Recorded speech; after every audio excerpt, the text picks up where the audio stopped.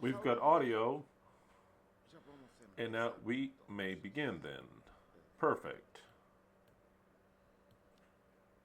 Shabbat Shalom, honorable judges, LVE tribe, all friends that are gathered here together, and everyone else accompanying us. On this rather precious day of Shabbat, and we're starting to feel a little fresher. That's good.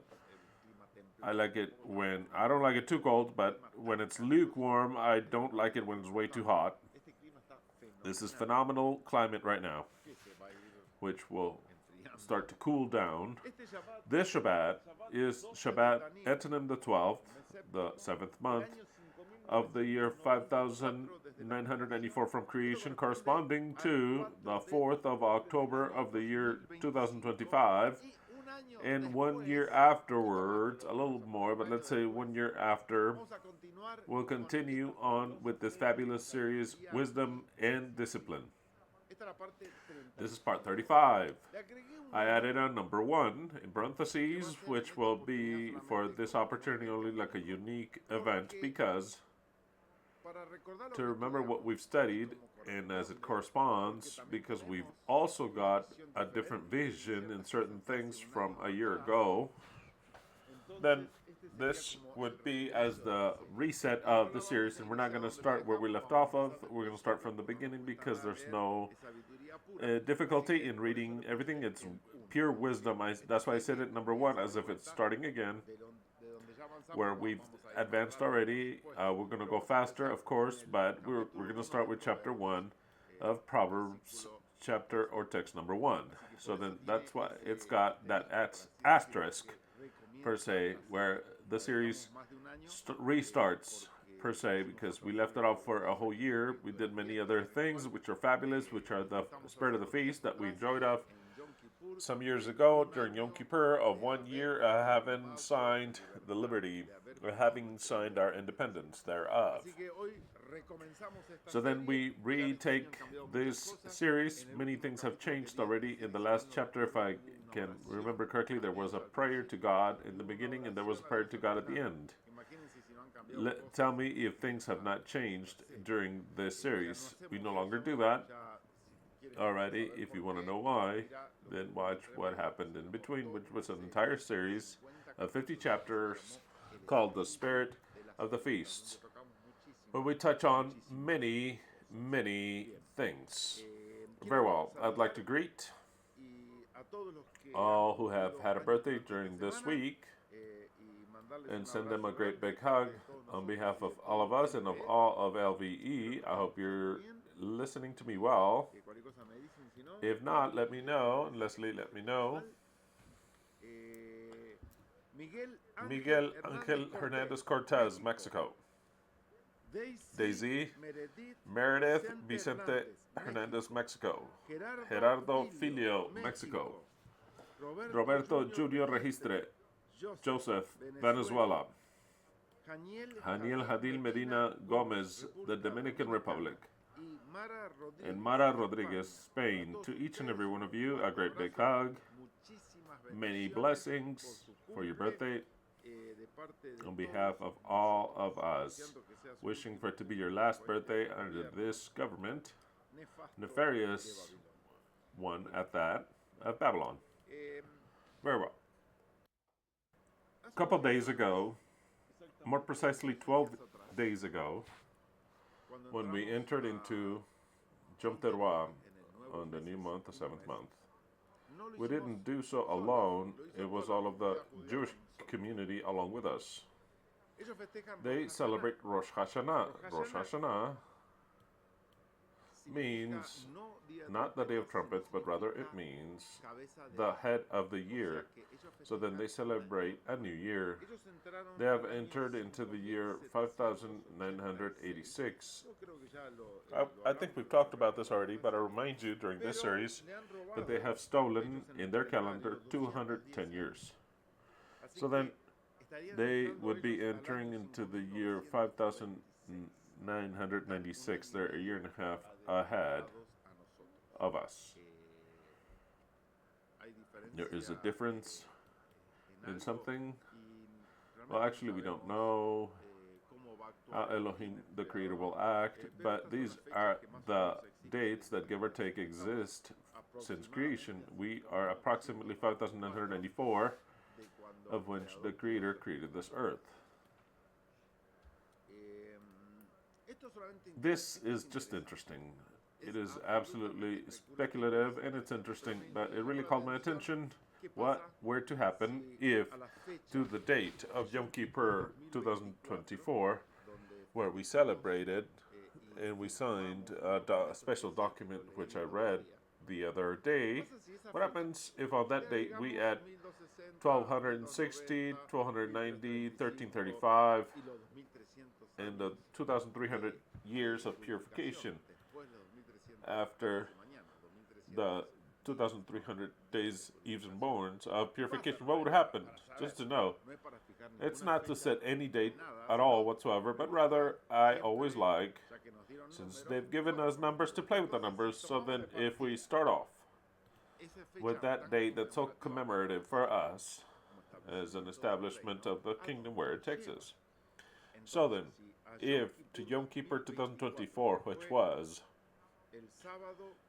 the Sabbath becoming Sunday, Sunday, October the 13th of 2024, Etanim the 10th, a year ago, what if we were to add 1,260 days? Just because it would take us to Sunday, March 26th of the year 2028. Interesting. Because 2028 for us is a date that's very interesting. Because in 2028 are 80 years fulfilled of the birth of Israel. The birth of Israel corresponds to the 8th one of Revelation 17, which says that the 8th would reign and would go unto perdition. And it is one of the 7. So then a power that reigned in that place, in that center, which is where Jerusalem is, different kingdoms would take place, starting with Israel, who founded them. Also, the city of Jerusalem, different kings or powers ruling that zone would take place, and one after another came. Israel came, then Babylon, then the Assyrians, then the Medes and the Persians, and then later we've got the Greeks, and then later we've got the Romans, and afterwards we've got a period in which it is given in the hands of the Muslims, which are the Ottomans, then a period which are Great Britain, England, and they had it for 30 years exactly. It's the 7th, which would be, very briefly, all ruling upon that geographic point. And then afterwards, the 8th is born, which is born to go unto perdition. In other words, it means that it is born to go unto destruction. The destruction of that kingdom fulfilled. That 8th one is the government that was born in May of the year 1948. And 1948 plus 80, which is what according to the prophecy had to last no more than one generation. One generation, it's not 70 years, up to 80. So then the year 2028 becomes the year 80 of the 8th power, which goes into destruction. So then I find it to be interesting that if from the date of the new kingdom, which will reign in the world, we add 1260 days, we get to the last year when the beast fulfills 80 years and they have to retire according to what we understand in the scriptures, which shouldn't last more than one generation, because Yahweh, in the form of the Messiah, said that I'm going to give you a secret. It's a parable, the parable of the fig tree. My words will be fulfilled before the generation ends. What generation? That generation of the fig tree. The fig tree is Israel. The fig tree is the 8th. The fig tree is the government, which are causing so much problem in the Middle East that is oppressing, that is killing, that is terrifying, that has the entire world looking without doing anything, very little rather, how they're exterminating another nation, but they're gaining the generalized hate of all the governments. Maybe the governments, like that of the US, they support them, but the people, they start to add resentment or a hate so great to that that I had not ever seen before, ever, because the things which this power has done is to make them hate them, to be despicable. The entire world starts to despise that. It's incredible what's happening. People of all the world, they go in the defense of the people that is being attacked. In the strip, ships are sent of people who want to stop this monstrosity, but nobody stops it. Nobody stops it. It keeps advancing, and you say, how long will it take? It is, everything is inflaming because the prophecy of Revelation 17 concludes that the 10 kings, they destroy and they burn the woman. The woman tells you, the woman is the city of the 7 hills, which dominates the whole world. And what we're seeing in the prophecy, it would seem that it has been written so perfectly well for what we're living, that the entire world, out of nothing, they started to hate them again. Supposedly, they hated them 50 years ago, or 60 years ago, or 70 years ago, or 80 years ago. In the Second World War, they hated them. They made cosmetics with that bees, they made soap and all the rest. You understand what I'm saying? And the hate disappeared, and the defense of the whole world came, which they have to have their own country and all the rest. Okay. Now, the hate has begun, I think, that at a level that has never before seen. The people start to directly speak things that are very strongly about that eighth, and about its government, and about the governments which support that government, and about the resources and money that are sent to that government. So then the things are becoming really ugly. And they say, the eighth power, they say, we're not going to stop until we recuperate, repossess, and retake that strip. And those who live there, either they leave, or they're going to have to be a part of the ground, because we're going to bombard everything. So then they opened a small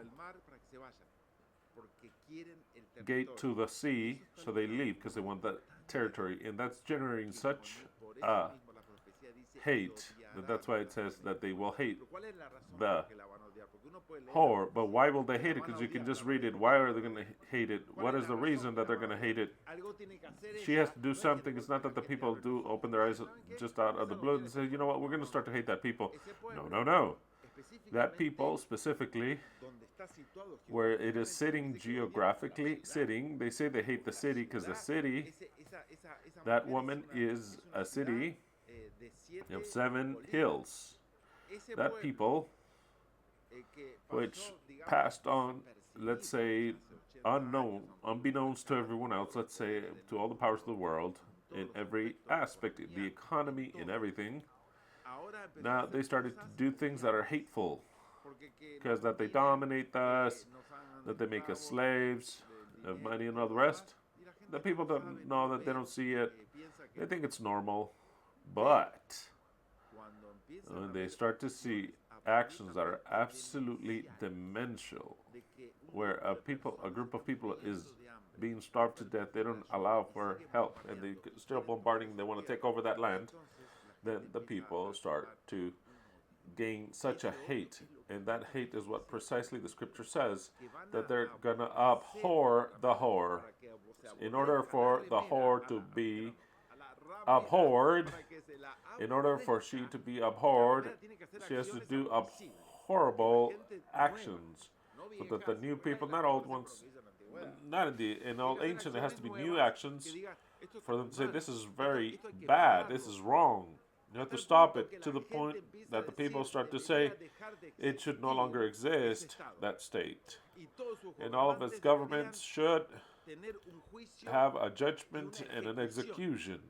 I've heard already everywhere.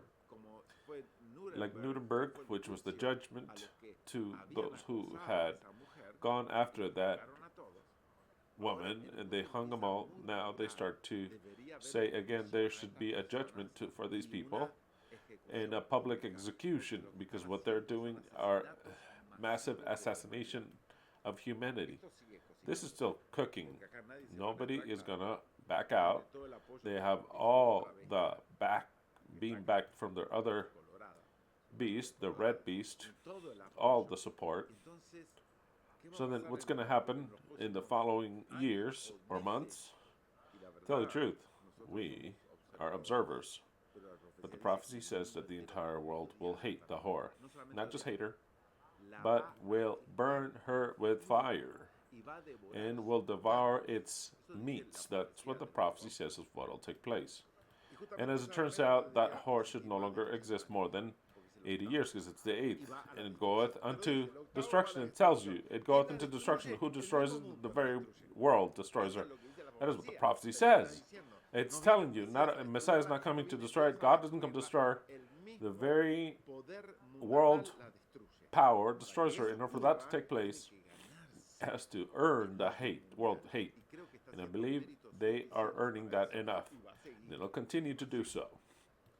Very well. So then, if to Yom Kippur 2024, when the day of our independence, when we signed this new constitution, we add 3 years and a half, 1,260 days. It takes us to the 26th of March 2028. We are in the eve of another feast, which is Pesach 2028. Very interesting. Very interesting.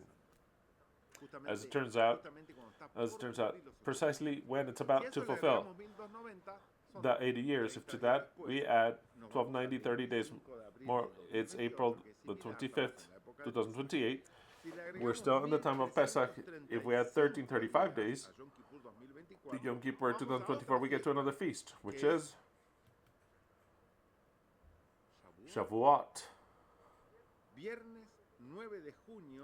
It is Friday, June 2028. If from that abomination that desolate, if we get to that date where we celebrate it, our wedding anniversary, well, not a wedding anniversary, our independence anniversary. We celebrated our anniversary 2 days ago, where we signed our independence, plus 290 days takes us to the date of Shavuot 2028. That date 2028 is very interesting. I'm not saying anything will happen. To tell you the truth, we don't know what will happen. The Creator does whatever He wants, but I at least estimate, at least if it's just by fun.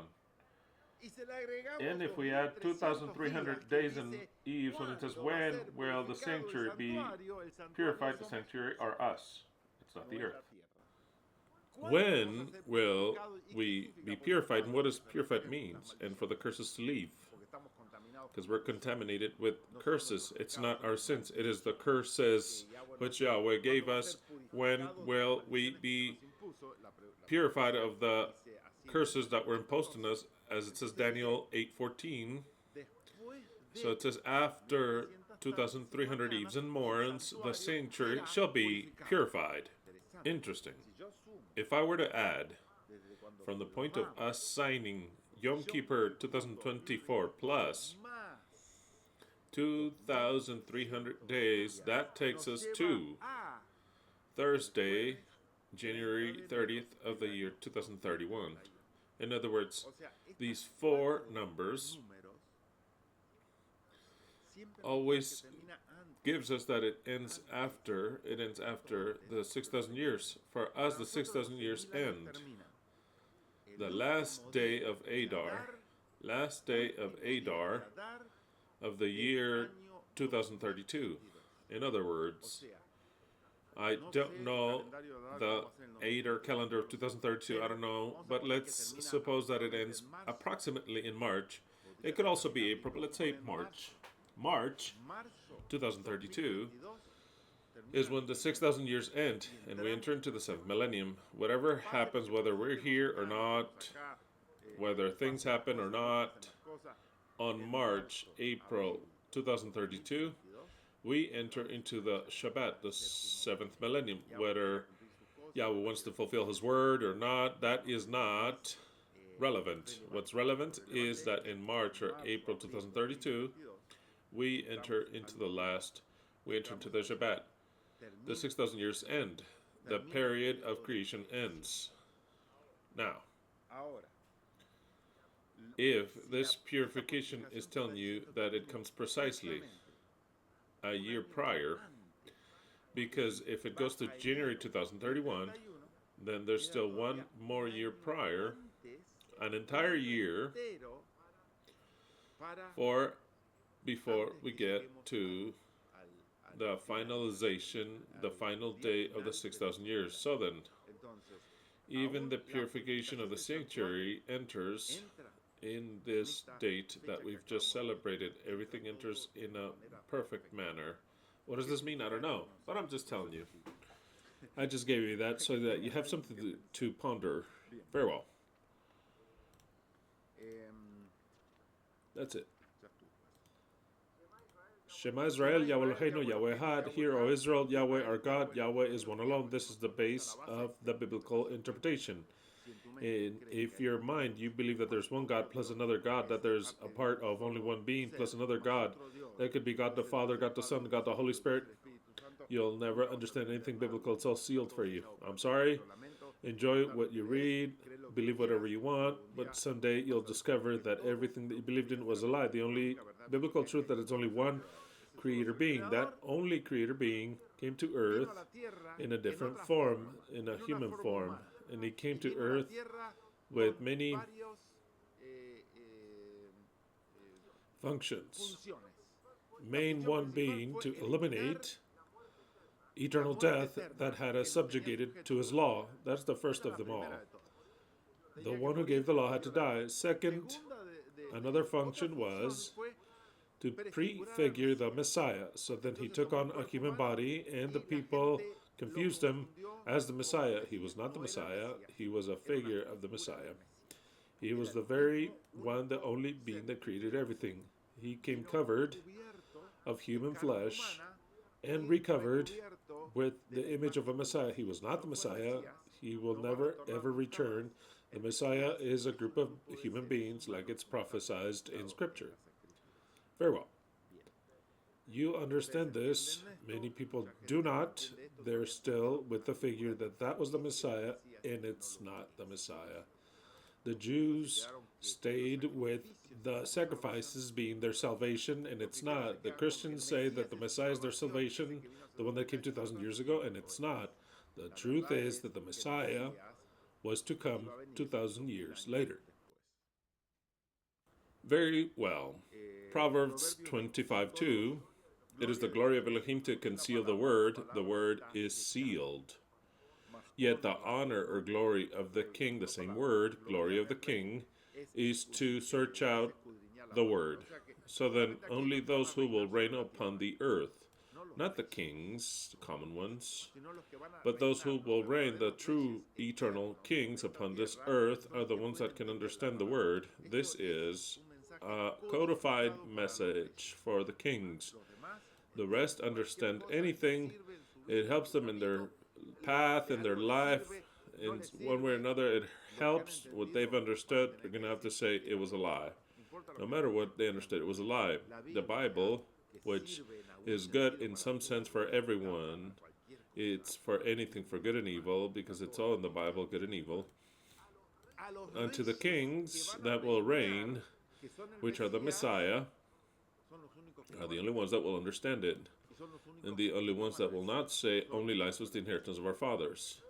The rest will say only lies was the inheritance of our fathers, just as it is in Jeremiah 16:19-21, which says, Yahweh, my strength and my fortress, my refuge in the day of tribulation, and to thee shall come the peoples from the ends of the earth, and shall say, only lies.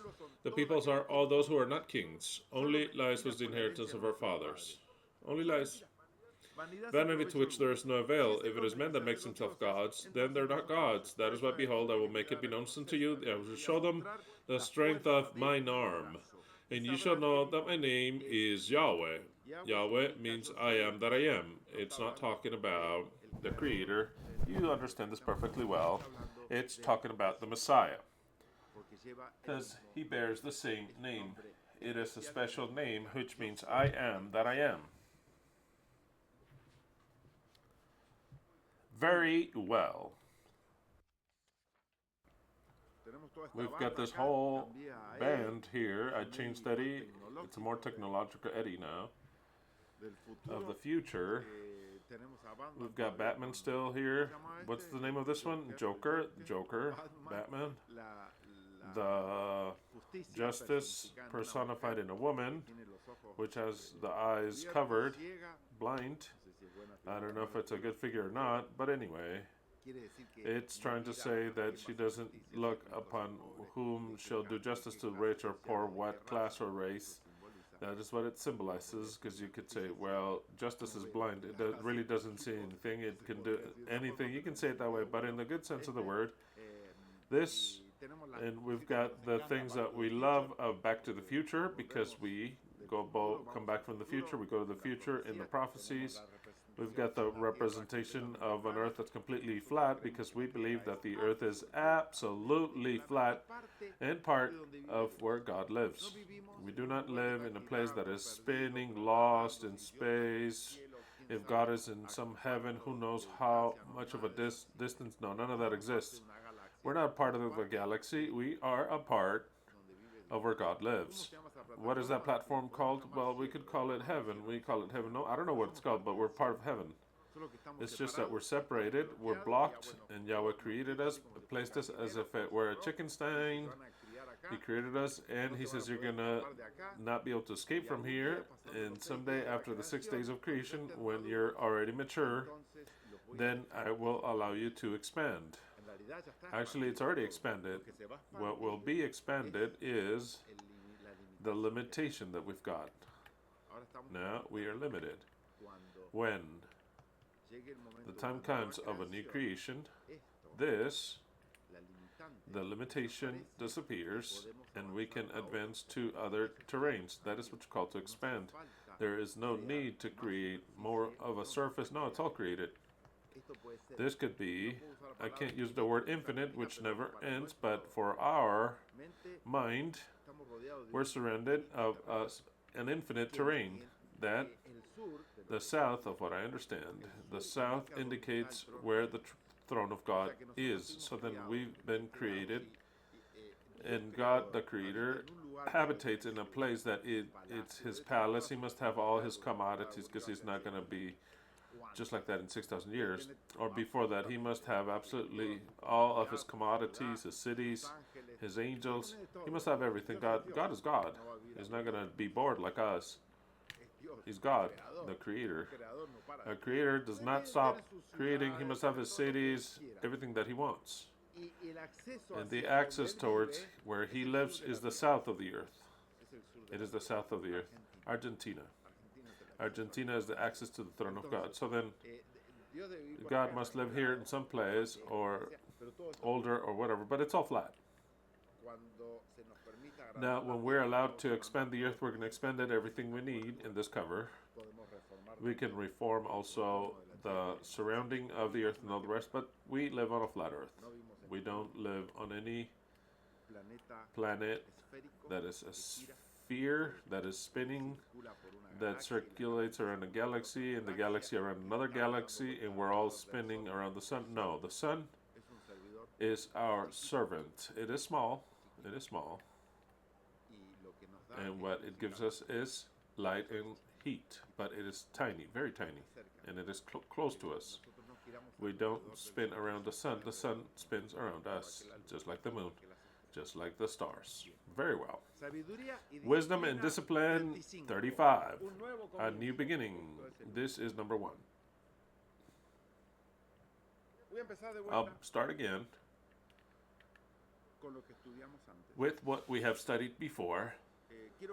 I'd like you to ask me questions. I'm not going to answer questions today or else we won't end anymore, but I want you to ask me questions. I have many to answer. I want you to ask me in my Facebook, the only place that you can do so, my Facebook, my personal one.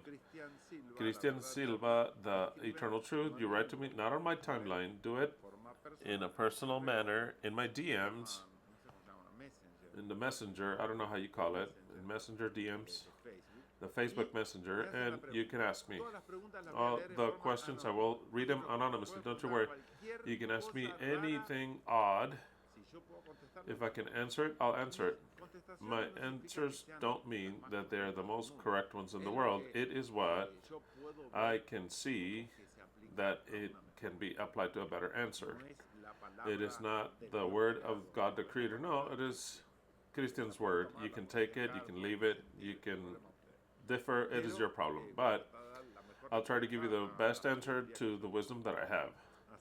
So then you can ask me questions. Don't you worry about when I'll answer them, because there's a whole line of questions, but I'll answer them. The invitational text, I'm using the very same text with which this series started, Proverbs 1:2, New Living Translation. The purpose of the Proverbs is to teach wisdom and discipline. That is the purpose of why we study this series, to teach wisdom and discipline, and to help the people to comprehend the intelligence of the wise. Not everyone is born wise. Wise people become wise because they receive wisdom. So then, this series is to receive wisdom and to apply it to your life. Very well. This whole story begins from the author, because the author is Solomon, Shlomo. We'll try to avoid the Hebrew words. First of all, because it's difficult for us to pronounce them. Another, it is because there's no sense for us. But I can mention them here and there.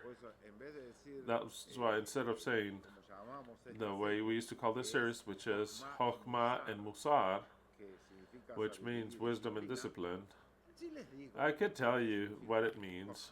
Chokhmah, which is wisdom, Musar, which is discipline, and blah, blah, blah. But for us in Spanish, which is such a precious message and better pronounced like what I speak it, that makes it even more pronounced. Very beautiful, but we're going to call it in Spanish. So then Solomon, although his real name is Shlomo, but Shlomo, it's difficult to pronounce. Shlomo. Just imagine, where's Shlomo? Shlomo. Sounds horrible. Shlomo. Have you seen little Shlomido? Solomon sounds nicer for us. What do I know? If we had Shlomo here, we would call him Shlomo, because if we call him Solomon, he wouldn't understand it. And then forget it to see what language he speaks. Well, he has to learn more, better languages. Solomon is the son of David. David, king venerated by the Jews, not by me and the Christians too, does not represent the Messiah at all. There's nothing in David that says it represents the Messiah. So then that is why he's known as the Messiah is the son of David. The son of David. Not David, but rather a descendant thereof. So then, in this figure, even when he's mentioned David, it's always talked about the Messiah descends from David. So then, in this figure, Solomon is a good representative of the Messiah. He's not, but he's a representation. He's a messianic figure. So then, the wisdom that he obtains makes us understand that the Messiah has to obtain wisdom. And notice the way of why he obtains wisdom. Let's read first Kings 3:5-15.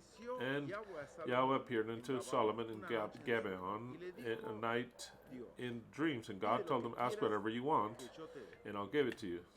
And Solomon said, you have made great mercy with your servant David, my father, because he walked in you in truth and justice, and with justice of heart unto you. Give or take in certain things. And you have reserved this great mercy in which you gave him a son to sit in his throne, as it happens to this day. Now, therefore, Yahweh Elohim mine, You have placed me, your servant, as king instead of David as my father. Instead of David my father, and I am young, and I know not how to enter or go in and out. He can't even find the door. I want you to understand that Solomon did not come out. He was not born, not genetically, not even by being brought up as wise. What I read in the Bible, I have to interpret so that we have a young man that's already a king, and he's not wise. He's gotten to the throne and he's not wise. God presents himself in a dream. He tells him, "What do you want me to give you?" As a genie, like Aladdin, and a genie appears, says, "You have 3 wishes." So then God appears into him. He's the great genie, the great genie. And Aladdin is Solomon, and he tells him, "What do you ask of me? What do you want?" But I want you to understand that he's not a child. He's already a king. So then he says, "And I am young," he says, "and I do not know, and I don't even know how to come in or out." What it means in Hebrew is that I don't find anything, haven't the least idea of anything. I don't know how to guide, lead, rule. I don't know what's right and wrong. And thy servant, in other words, Solomon, is in the midst of thine people whom you chose, a great and people that cannot be counted nor numbered due to its multitude. It wasn't that great or anything. It's just in the mind of Solomon. But it helps us because this is a projection of the Messiah. So then, the Messiah asks for wisdom because he says, "I have to rule this people." Now, it is not a tiny people. It is the entire world of living and dead. You require lots of wisdom, not a little bit, not what's regular, but a lot. Because the Messiah will rule the entire world. And he already is a king, and he needs a capacity that he does not have. He says, "I know not how to enter, how to come in and out." You can say whatever.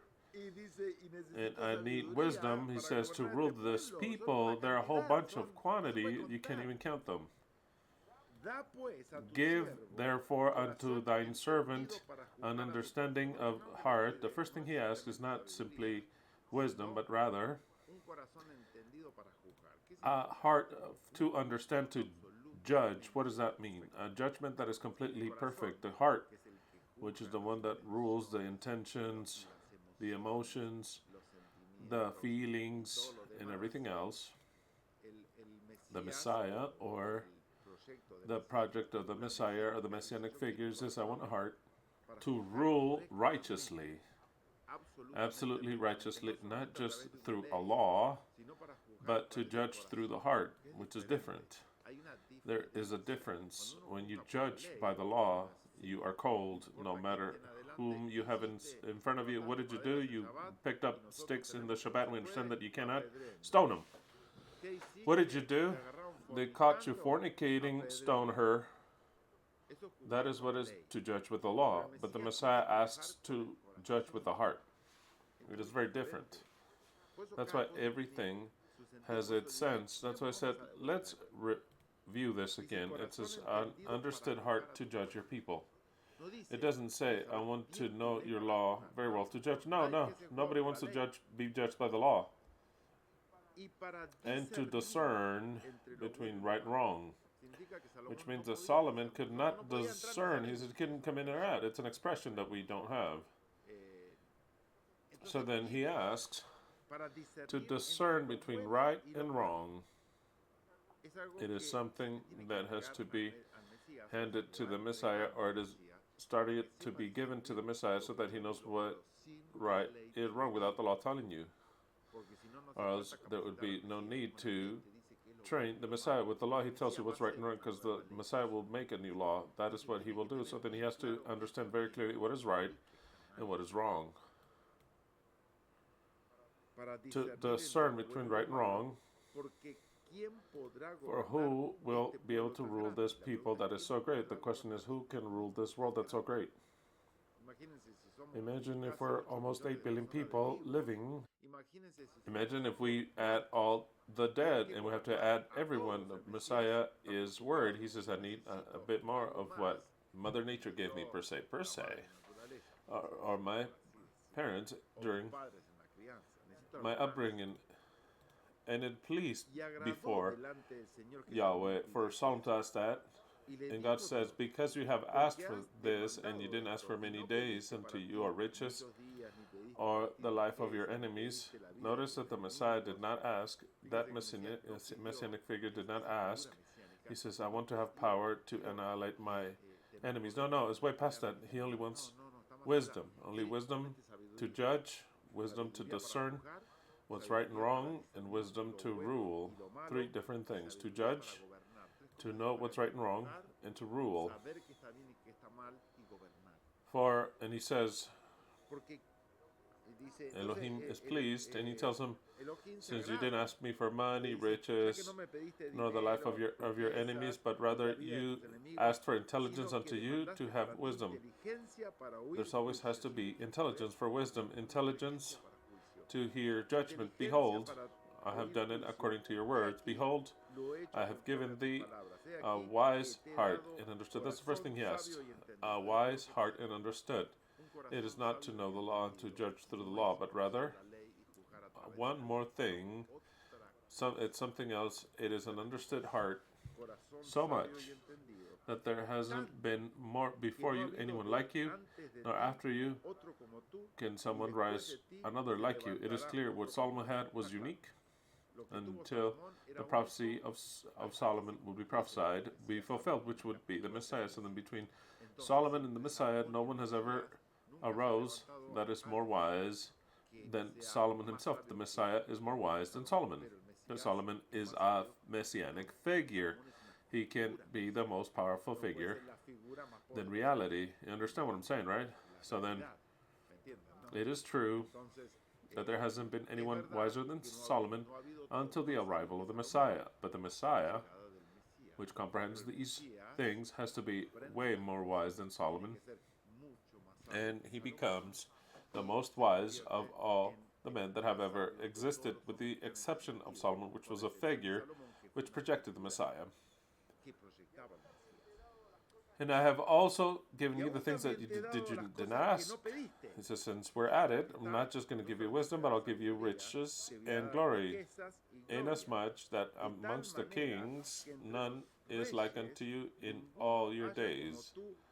And if ye were to walk in my paths, keeping my statutes and my commandments, as David your father, this is already an instruction already for Solomon, not for the Messiah. He's telling him how he had to act. I will lengthen thy days. When Solomon arose, he saw that it was a dream, and he came into Jerusalem, and he presented himself before the ark of the covenant of Yahweh, and he sacrificed holocaust, and he offered peace, holocaust, and a banquet for all his servants. While he acted in the base of what he knew, even if he's wise, so then the day that God would give him, he was not going to come out of his Jewish wisdom. That is clear. It was his religion, and he couldn't do anything else. Let us see the same story in the second book of Chronicles, 2 Chronicles 1, 7 through 13. 2 Chronicles 1, 7 through 13. The Spanish RV 1960 says, in that night God appeared unto Solomon and said, ask of me what you wish, which for me to give you. And Solomon said unto God, you have had with David my father great mercy, and you have placed me as a king in his place. Let it be confirmed now, O Yahweh Elohim, your word given unto David my father, for you have placed me as a king upon a numerous people, inasmuch as the sand of the sea. Exactly. We, in this time, we do not have the capacity to rule not even one people. Not even your house, that guy says. Maybe we're not ruled to or capable of ruling not even a little town, even less a country. I mean, anyone can rule. If this redhead and that other son of a bitch over there can rule, anyone can rule. If Milei can rule, then long live liberty, anyone can rule. And I'm saying correctly, if Biden and all the rest, well, Biden, I think he did a better government than this son of a bitch. But taking all that out, when I say that we're not capable, is that we have yet to have the wisdom to be a perfect government, a perfect one. We need more capability, a lot more capability. We need to open, maybe, our mind to different things that are tied unto us through beliefs, and that even if we make an effort to act correctly, we wouldn't act correctly. We wouldn't. So then, we need for God the Creator to give us lots of wisdom. Give me now wisdom and science. In this different book of the Bible, you add the word science, in other words, to know science. And science, I'm referring to everything that man creates, of creating. Give me now wisdom and science to present myself before these people, because who we will be able to rule this people that's so great? Who can rule the entire world? And with justice at that, because any person can rule and will be a despot, will be a government that is filthy.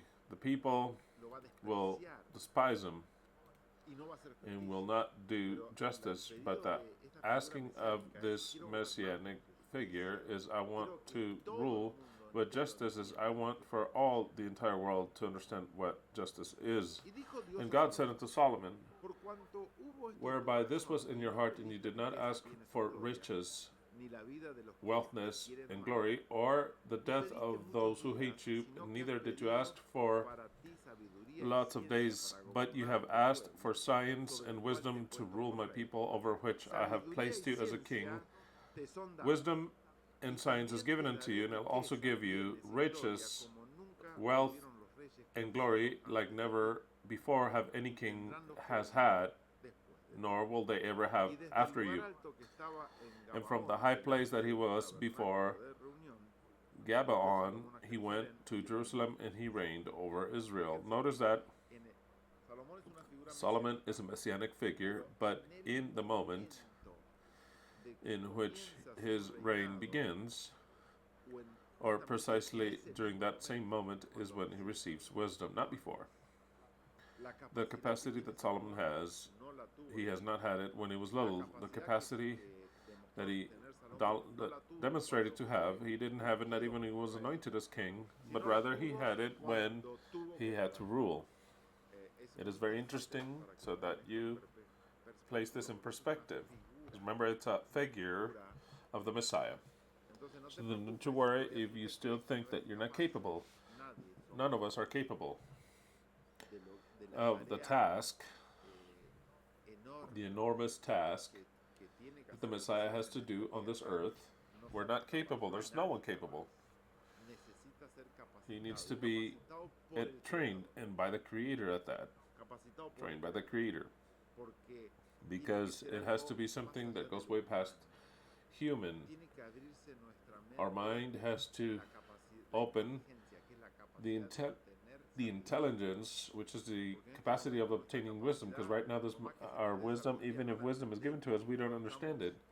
We're restricted by a whole bunch of traumas that we have that limit us. They limit our age, the curses that God gave us. A whole bunch of things limit us that we could not understand. Actually, the task that we have to do in the moment in which we have to rule, actually, it is when Yahweh, which is a part of what He has to give us, He makes us capable of doing so. That capacity is an amplification of our intelligence to a level that's enormous. Enormous. A level that I could not even tell you how much. Enough and way more to rule the entire world. Kings. First book of Kings, 1 Kings 4:29 through 34. 1 Kings 4:29 through 34. And God gave Solomon wisdom and understanding exceeding much. and largeness of heart, even as the sand that is on the seashore. Well, this is an exaggeration, but it's a messianic figure, that is. How much does God has to give us if He expects us to do a good job here? Because God can't just say, hey, just deal with it and that's it. No, we'll do a worse disaster than Nathan and the redhead, along with Malay,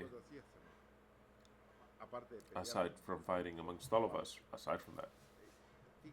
Notice, and God gave unto Solomon, it's as if to say, my God, the Creator, gave to the Messiah wisdom and prudence, much exceedingly, not just a little more, not twice as much, but exceedingly much, and largeness of heart, so then his heart is the capacity of reasoning emotions and absorbing a whole quantity of things that if we don't have the heart, which is not the logical mind, but rather it is a love of your neighbor and how we can help our neighbor. Largeness of heart, even as the sand that is on the seashore. If that is the measure, that obviously is a figure, is that you cannot count it. It's enormous. It's enormous. It has to do an enormous job. Something which is superhuman. It is not human. The Messiah has a heart that is not human to judge, and an intelligence that is unhuman that never the human beings will ever have. So then the Messiah will have a super intelligence and a super heart different to the rest of the humans. But God has to give him that capacity because he knows that if he doesn't hand it over, then he would just have a group of despots that will fight amongst themselves and end up in the same place that we are today, fighting over land, killing each other, different beliefs and religions and different points of view. No. God will do a job like he has to. And Solomon is a figure.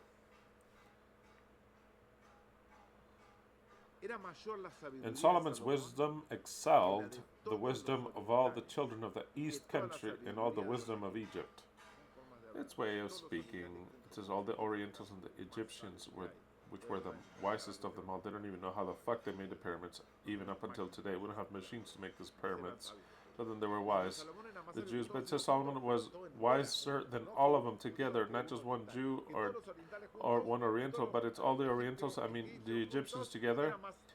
He was greater. It means that he was superior to any human being. Superior in a great quantity to the whole group of all humans as a conjunction that Messiah has a mind that surpasses the intelligence of all human beings together. And it's the intelligence of the Messiah, superior. That's why it says it was greater and it excelled. The Messiah's wisdom will excel that of all the human beings together. That is what it says if I transfer this text to now and to our days. The wisdom of the Messiah is superior, exceedingly more than all human beings together. Even wiser than all men, than Ethan and the Ezrahite. Surely there were the ones that were known back then. And Heman, Chalcol, Darda, the sons of Mahol, and his fame was in all nations ran about, and spake 3,000 proverbs, and his songs were 1,005. And he spake of trees, and cedar tree that is in Lebanon, even unto hyssop that springeth out of the wall. So then the guy, without having studied theology, biology, the guy all of a sudden learned many things that humans did not know. And that is not written. I'm sure that once and for all, at once, he learned biology of what plants cure and what plants do not cure, and what a mixture of things. He learned that all in 1 second. Why? Because God gave it to him. Or else he would have studied it in a school. It would never have been superior to the rest. There are things in Solomon that we don't know, they're not registered, but the bad tongues say, I don't know if it's true, who knows, but they say that the magical allalins carpet was invented by him. That is what they say. There are so many stories about Solomon that the guy, and I could say, tell the truth, that if it were true, I have no problem in believing it, because if the guy knew science, he invented a system that is anti-gravity, even though we should not call it gravity, because gravity does not exist, but an anti-force of attraction, anti-force of free fall, like a contrary force that the one that we feel when we fall to the earth. And the guy was so wise, maybe he invented it for himself, didn't give it to humanity because it would be a disaster. It says that he had his flying carpet flying everywhere. That is what they say, that he got a whole bunch of gold from one way to the other. So many stories that he had a ring that he did witchcraft with, spells, how many things. It could be all talk, but it could be things that we don't even know that the guy did. Because as it turns out here, it says that he was wiser than all these, and that he knew, because that about him being wiser, and that he made 3,000 proverbs. I could care less about that. Well, that's what we're studying. We're going to read him. But that he had Song of Solomon, 5,000, that, tell the truth, I see that as, okay, I mean, that's good and all. Didn't make videos like I do. He didn't make one video. He didn't. He didn't preach on YouTube. It was not the time. He didn't do it. How many videos do I have? Maybe I didn't do Song of Solomon, but I mean, videos more difficult to make. Okay, it's just a joke. It's just a joke. But the guy says that he spake about the trees. That teaching, he learned it of God directly. He didn't go to university or college, so then if he learned about biology of that, he also learned human biology. The Messiah has to know every single thing of human biology and how to manipulate it, to look at a human being and to see where he has traumas, and if he wants to undo them just by touching them.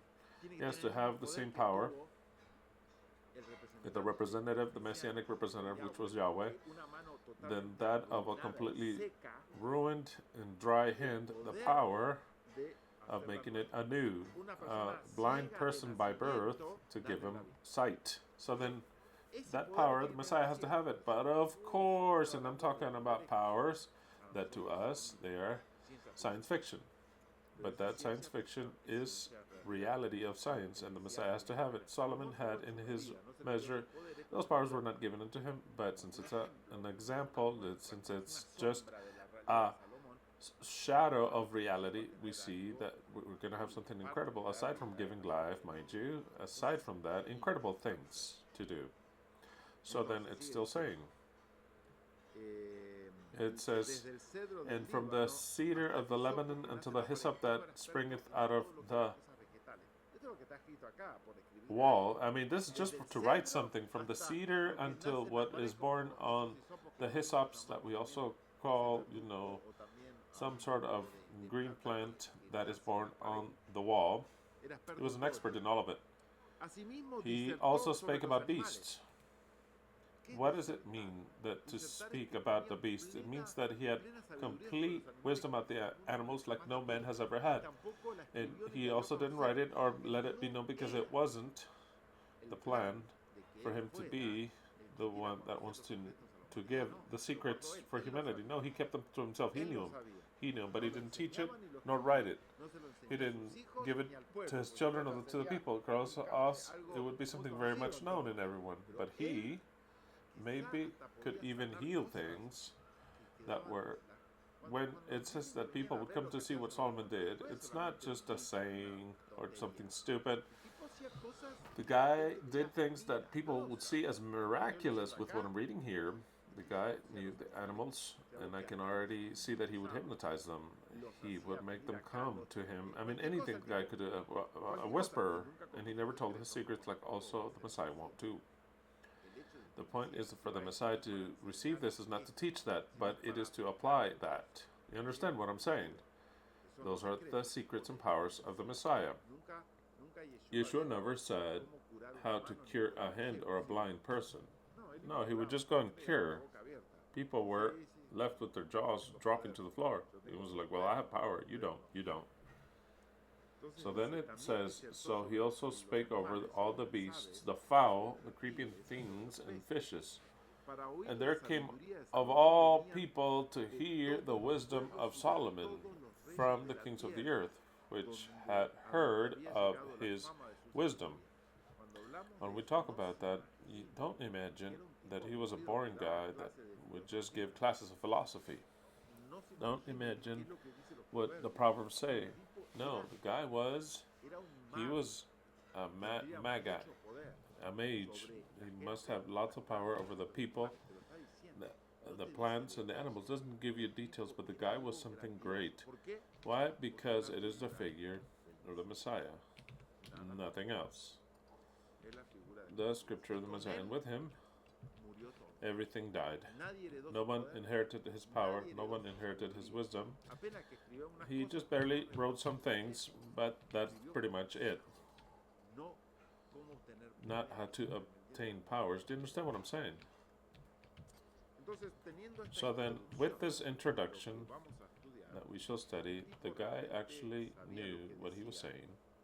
Now, that doesn't mean that everything that he said is correct, because we have to find out that he lived 3,000 years ago. Humanity has changed entirely.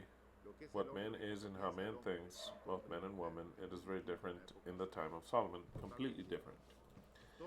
All of our surroundings have changed. Our way of living, our education, our ideals, everything changed. So then many things of what he says cannot be applied to our life, or you could say it in a different way. So then let's study his studies, his writings, which don't reveal anything of power or anything, but they're advices, and we're going to study them because until the Messiah comes, is the wisest guy of them all. Not because of what he wrote, but what he was actually. And it's not the precursor or the figure of the Messiah. So then with lots of pleasure, we're going to study this series, because this guy is the messianic figure. Proverbs chapter 1. We take off with text 1, which reads as follows. The motive of the Proverbs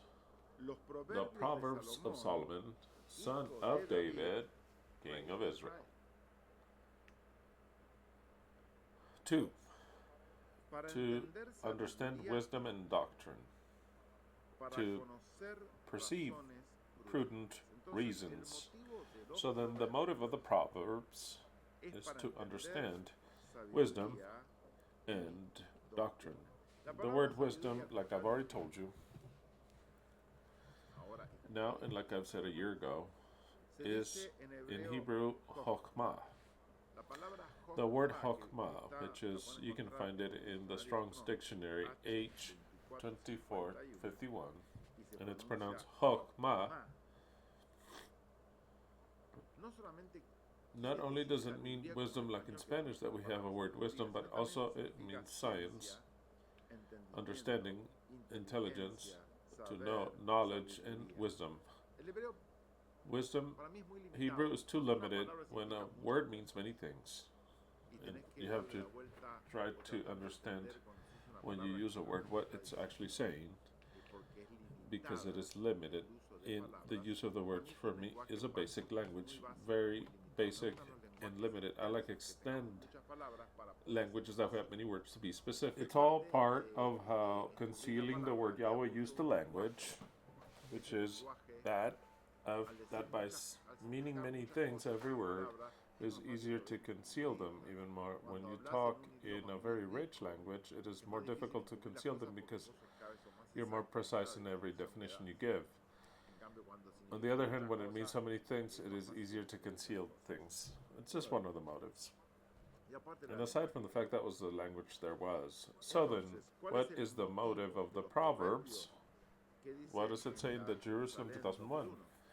To learn wisdom and instruction.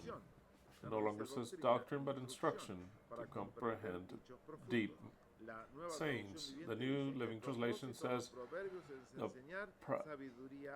the purpose of the Proverbs is to teach wisdom and understanding. This is the word that I chose to call this series, Wisdom and Discipline. It is the beginning of why the Proverbs exist, of why Solomon wrote Proverbs for us, for wisdom and discipline,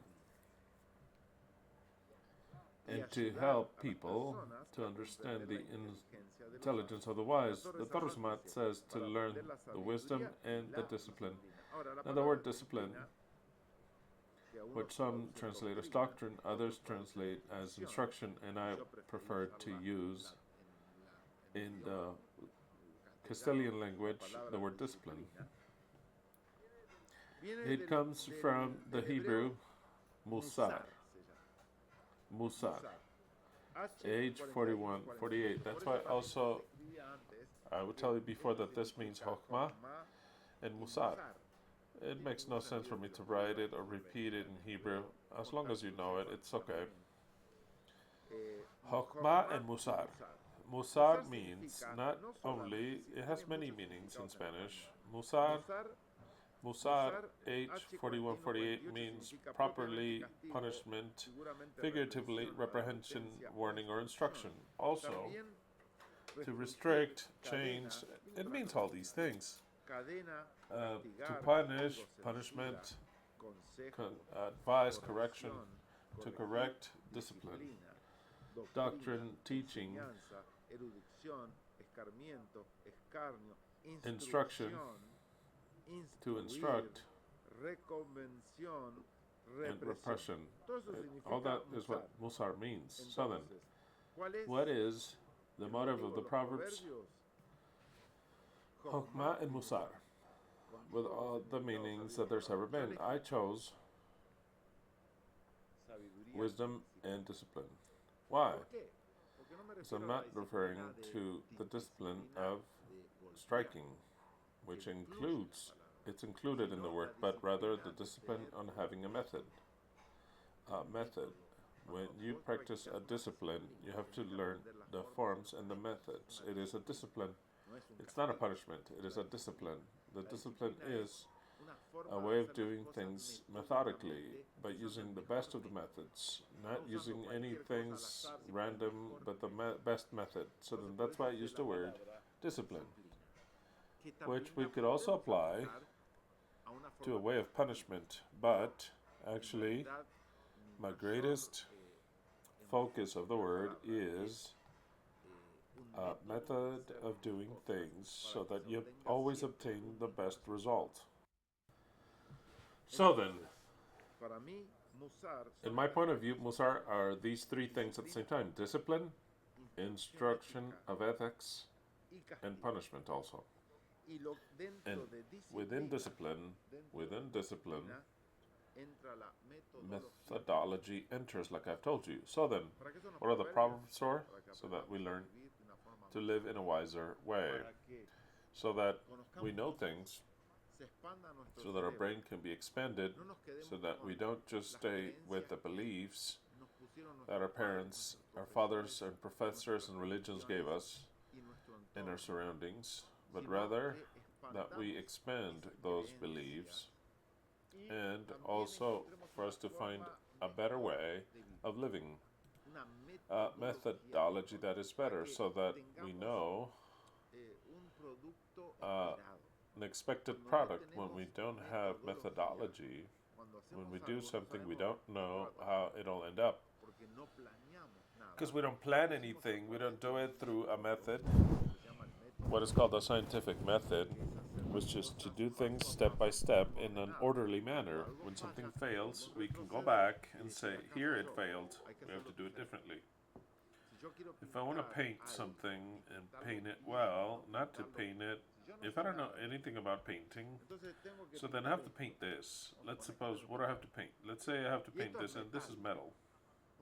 A part has metal, a part is plastic, and I don't know anything about painting. So then I go to the place where they sell painting. Could be a store of construction or whatever, and without paying attention, I just want a red paint and just buy any red paint because I don't know what material this is.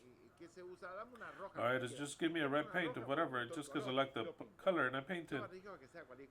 And I'm just saying I'll risk it so that the next day I can just peel it for it to not last at all, so that I I have to even throw away the product because it ruined it and started to melt it because I don't know what kind of paint was the base of it.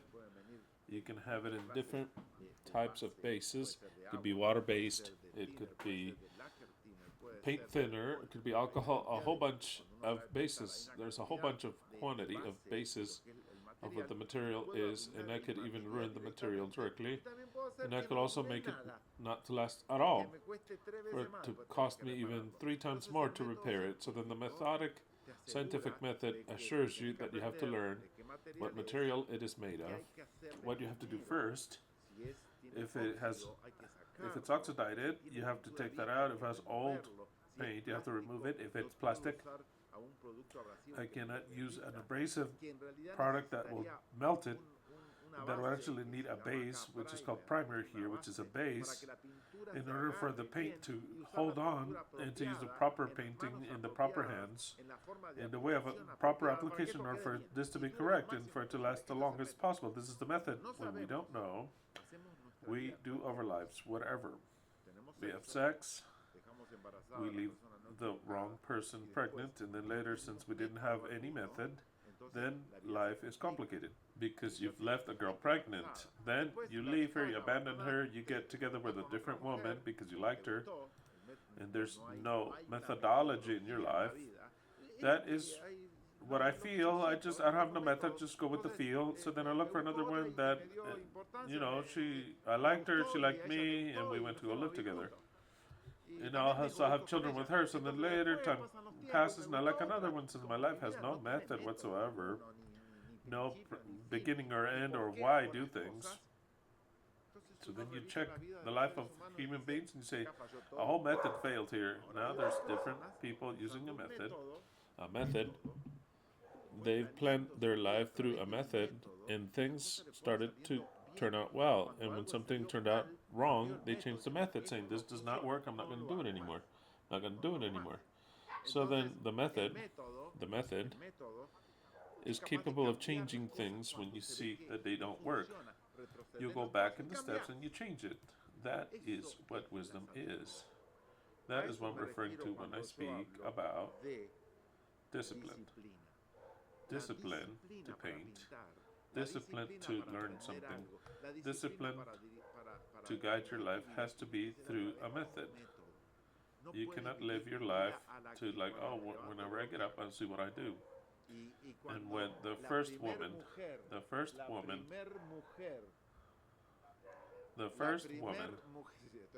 I'm just saying, because what I speak, the people causes them to chat.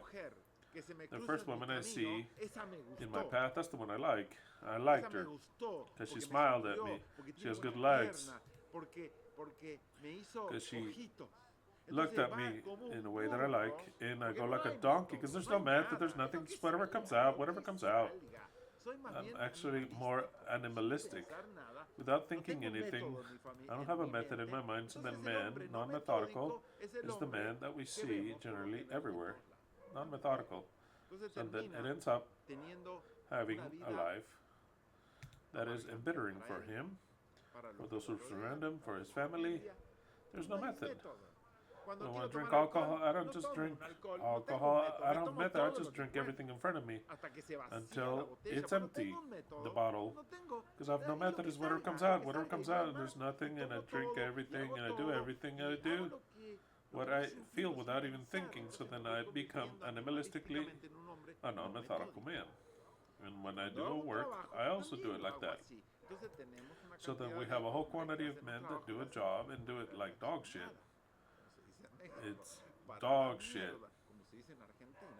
Because they have no method.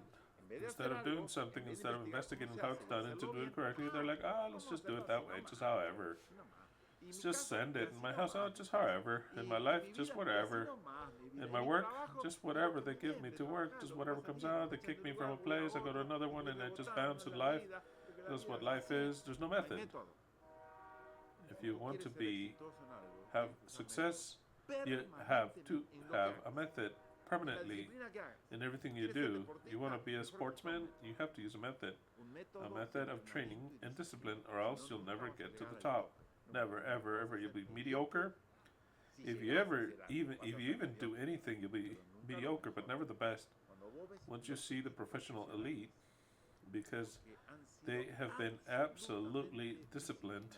Don't think that Messi, if he had not been disciplined, he had arrived to the position that he's at. There's no chance. There's just no chance of arriving. Even if he has talent and all the rest, it would not have helped him at all. Maybe there's a lot of people with more talent than him, but since they have no discipline, they don't have a method, you never even heard of them. They were lost, just like that, because they have no method. So then, the main message of Proverbs is for the youth. That's if they want to take it, because the youth, there is something else. There are hormones turning around that call more the attention of a pair of tits than this message. A pair of tits pulls more than the horses, and this would be the message. So then a pair of tits is not enough, and it's enough to deviate from the method. When a young man has a method, he doesn't look at any woman until he says, now it's the time of looking for a woman. That's a method. You're not just going around life looking for women. I want to see whom I'm going to marry. Whatever comes out, if it's a church, if it's a place, or a disco, or the college, and I'm just throwing nets everywhere. That's not a method. That is not what it is to have a method. A method is to focus on something and to do what you got to do. Then, with the method, to say, I'm going to look. If she turns up, then she does. If not, then she doesn't. You have to be like that in everything. That's why this message, more than anything, you're enjoying it. Well, you have to enjoy. They all have to enjoy it, but more than anything, it is more profitable for the youth that have not done all the mistakes that the adults have done, that get to an age and say, why did I do this? If I could go back to become younger, I would no longer work there. I would have done something else. I would have loved to have done something else. I would not have done this. I would have done that other thing. Why didn't you? Because you didn't have the least idea that there was something better. Now I find out when I'm older of what I would have liked to do when I was younger. In order to arrive to this situation, it is so different. Now it's very late because I'm not going to study now. I can't do this. Now I'm limited for a quantity of things that are limiting that we'll see later what the limiting factors are. And so my life is limited. A woman, for example, she's limited. She has children, she's surrounded by children, task, husband, and that's it, it's over. Now would have wanted to, it doesn't matter what you want it to be, it's too late. You can't leave your children, your husband, your obligations and say, now I want to study. You can no longer do so. Because you have not done anything methodical. You've done what has been coming out. Just fucked it all up. Whatever came out, that's how you do it in your life. Whatever is presented, you married with the one in front. You didn't look right. You married with what was presented. Oh, this guy, he invited me out. Well, that's it. And we just went to have sex. And and now, yeah, whatever comes out, whatever comes out. Just like that, whatever. Just whatever. Because there's no method. So then, Solomon tells you, you want to be wise, youth, you should start to fix your life. There is no such thing as fortuitous situations. There isn't. You want to line up your life if you want, and if not, then live how the whole world has lived. Very well. That is why I call discipline methodology. I don't want you to miss this. Wisdom and methodology. If we don't have methodology in this life, which is discipline, you don't get anywhere in life. Very well. 3. In order to receive advice, it sounds like advice, but it's the same word as musar, which is discipline, which is methodology. So then, in Spanish, they translate it however they want, because there's not even methodology. The translator says, what do I add here? Oh, he'll receive advice because I've used already. He says, I already used the word discipline, and I used the word instruction. Let's use a different one. No, it's the same word, musar, musar, musar. What does musar mean? Like I've told you, discipline and methodology. That should say to receive discipline or methodology of prudence. Exactly. Salomón te está diciendo, Solomon is telling you tu vida your necesita life un método, needs a method, una forma delineada. a lined Sin up método no se way. puede construir un Without a edificio. method, you cannot build a building. Una persona dice, A person "Empezamos can't say, I want to mañana". make a building. Okay, that's fine. Empezamos, ¿cuándo empezamos? When do we Mañana. start? Mañana Tomorrow? empezamos. Yeah, let's start tomorrow. Empezamos a cavar. So then we start to ¿Qué dig hacemos? tomorrow. ¿Cómo que te gustaría los cimientos? How would you like the foundation?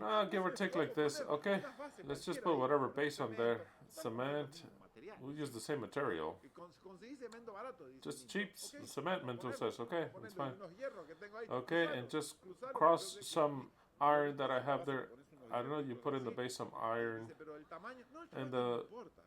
size, it doesn't matter. Just put just crossed iron and we cast the cement and we'll start to build. Right there, Así se construye en Tijuana, por that's how they build in Tijuana, for ejemplo, example. en el resto de And in the rest of Mexico, for México, example. países de toda And Latinoamérica, por in ejemplo. all of Latin Uruguay, America, mira, you go and see constructions that are like this, and then they get up, una a construcción que está construction así, that's después like viene una this, cosa then salida something por like la that, pared, going va sticking caminando, out. hay escaleras, There are tienes que stairs that agachar you have to porque go salió el below diseño que está muy because the abajo. design was Entonces, too dice, low. yo quiero hacer un Says, segundo I want to piso, make a dice el second dueño. floor. The Bueno, owner empezamos, says, we start today, let's start today. So then I want a little stair right here. And then notice that later it was a hall, so then to cross through that you have to go down because the stairs are too low. And they don't even notice, and they're like, I think I designed this, but well, that's fine, whatever. I was just drinking that day. I thought it was fine. So then we start to build the building. How many floors could we just build just like that? Like, fuck it all to hell before everything falls down without knowing anything and to build every day. And Minto says, I got these bricks, let's use these, and tomorrow some blocks. You have more iron? Yeah, we add iron and we start to see how many floors could we build before it all falls to the all to shit. And we kill everyone living there, and we tell me how long. How do you build a building? It's built with an architect. The architect says, well, let's see how the floor is. Let's see the density of the floor, if it moves or not. How much can the floor support? If it's sand, if it's just clay or rock, you're going to need a different type of base. And then from then on out, how many floors do you want? 20 floors? Okay, you have to calculate the base for the weight that you'll have and all the calculations that there's ever been that are impressive. Well, it's a building. It has to be calculated that way. And you cannot make a mistake or it all falls down. How is it that our life, that is not done in 1 year or 2 years, we get 70 years, 80 years, how do you think that it'll be a good life if you don't calculate it from the very beginning? No. Those buildings is going to be those that fall, that get set on fire. They're hideous when you look at them. That'll be your life. Just a hut, falling hut, set on fire, left desolate because you were not an architect that designed your house. You weren't. So then, if for a simple house, you need a methodology. Just imagine for your life. Do you think that the successful people are just successful all of a sudden? Everything turned out well for me. And then maybe that had so much luck. But after the luck, you have intelligence of deciding this is convenient, this is not. But the people that have been planning their lives, it turns out better than anyone else. That's why it's so important if you're young for you to start to plan your life. Very well. To receive advice, which actually is discipline and prudence, justice, judgment, and equity. This is the reason of the Proverbs. What for? To receive discipline or methodology of prudence, justice, judgment, and equity. In other words, what we're going to learn in Proverbs, whether it's late in your life, early in your life, if you apply it correctly to your life or to your wisdom, it'll make you a wiser person, a lot more wiser, a lot more just, a lot more intelligent, and more equity of equity. Very well. I'd like to speak about this text, a part that I left off of the spirit of the feasts. A whole part of the spirit of the feast that I was going to tell you. I have something else about justice to speak to you about. Then I saw that no lo iba a agregar I wasn't going to add it in the subject porque because quedaba, it no was podía left. ser un tema solamente I de couldn't esto, make a porque es una subject parte only about this para because just hacerlos a pensar. part, just to make you think. Entonces So then justamente precisely it comes here. esta parte yo la iba a dar. This este part I was going to pequeño present. It's just a small que information iba a dar en that I el was going to espíritu de give la in the fiesta, spirit of pero the como feast, but justamente este since texto, yo precisely vi que this text, decía, I saw that it said, para recibir in order to el receive consejo o the disciplina advice de or discipline prudencia, of prudence, justicia, juicio justice, y equidad, esas and tres equity, palabras, and justicia, judgment, juicio y equidad, those casi three se puede words, comprimir en you una could sola, es also justicia. Pues la justicia have hace one juicio, word, porque justice, tienes because que tener justicia justice para does hacer juicio, judgment, y también tiene que proveer equidad. and also it provides equity. Cuando hablamos de justicia, When we talk about y todo lo que justice and hablamos everything en we el talked espíritu about de la in the fiesta spirit de of the justicia, feast que of el Mesías justice, viene that a the traer Messiah comes to justicia, bring justice, no es simplemente it's la not justicia simply de the hacer justice of justicia en being tu vida, doing justice in your life o en la vida de los or in the otros, life of others o or en sacar las in taking maldiciones out que the nos curses that llaman, God placed en upon hacer us, justicia in sobre doing personas justice que upon hicieron el people that mal have done para que evil aprendan a hacer el bien, so that they learn to hacer do justicia good, to sobre do los que nos justice gobernaron. upon No, no, those no, who no. ruled over us. Aparte No, de no, no. todo Aside eso, from all that, la justicia justice es un sistema is a de system gobierno. of government. No es solamente It's justicia. not just Quiero algo justice, I want justo. something ¿Qué es just. la justicia? What is justice? Entonces la So then, justicia justice, te lo puedo definir I más can o menos define de it esta to forma. you, give or take in these Lo que es la words, what justicia. justice is. En términos legales, In legal terms, la justicia justice se define como la is aplicación defined as the equitativa y conforme equal a derecho de las application leyes according para to the laws to resolve resolver disputas. Me disputes. ayudó And what helped me, la inteligencia artificial para definir lo que es justicia. the AI helped me to define justice because I asked AI, what is justice? Tell me what justice is. Y realmente me hizo un And actually, resumen muy it bueno. summed Yo it le up saqué very, partes very good. And I de took lo some que es la parts out of what justicia justice is para to complementar lo que complement es la what justicia justice en un is sistema de in a gobierno, system of government que nunca pensamos en that eso. we never think Siempre about. pedimos We justicia always para ask for nosotros, justice for us.